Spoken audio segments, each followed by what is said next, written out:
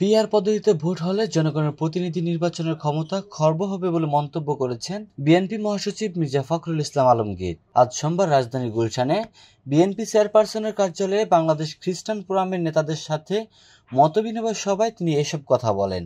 মির্জা ফখরুল ইসলাম বলেন, হঠাৎ পিআর পদ্ধতির দাবি সামনে এনে আন্দোলন করার বিষয়টি যারা দ্রুত নির্বাচন চায় তাদের কাছে পরিষ্কার নয়। বিষয়টি আগামী সংসদের উপর ছেড়ে দিতে হবে বলেন তিনি।